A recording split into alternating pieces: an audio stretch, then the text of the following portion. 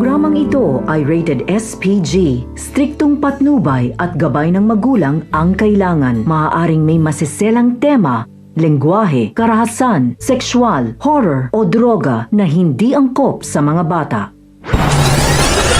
Hindi na nakatiis si Rigor at hindi niya na napigilan ang kanyang sarili na hindi makita itong si Lena, lalo't hindi ito sumasagot sa kanyang mga tawag. Kung kaya't napagpasahan niyang puntahan ito sa kanyang bagong bahay. Tinanong ni Rigor si Lena kung bakit niya ito ginagawa sa kanya.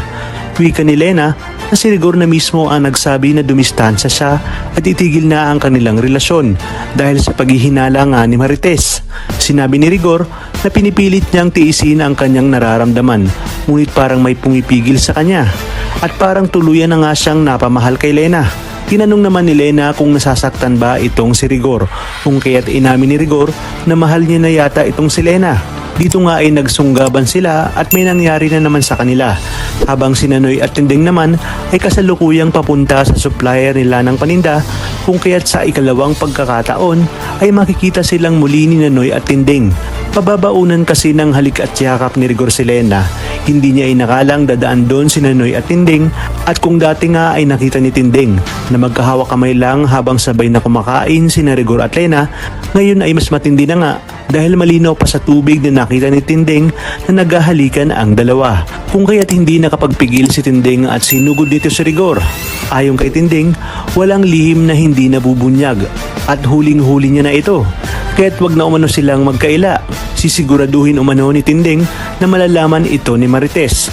Agad namang umuwi si Rigor at inunahan sina Tinding at Noy. At sa kanyang pagdating ay nalaman ni Marites ang tungkol sa pakikipaghalikan ni Rigor kay Lena.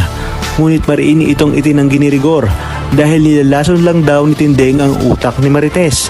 Hindi naman agad naniwala si Marites at sinabing tumahimik na lang si Tinding.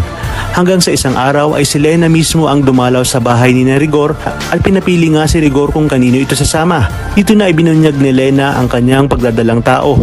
Kaya naman halos lumubog si Marites sa kanyang kinatatayuan nang malaman niya mismo kay Lena ang buong katotohanan.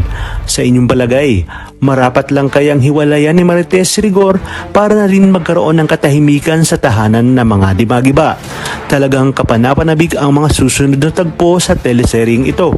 Kaya naman sabay-sabay natin itong aabangan. At kung bago ka pa lamang sa akin channel, ay sana'y huwag kalimutang mag-like at subscribe. Pinutin ang notification bell para updated kayo palagi. Maraming salamat sa inyong panonood at hanggang sa muli, kapamilya.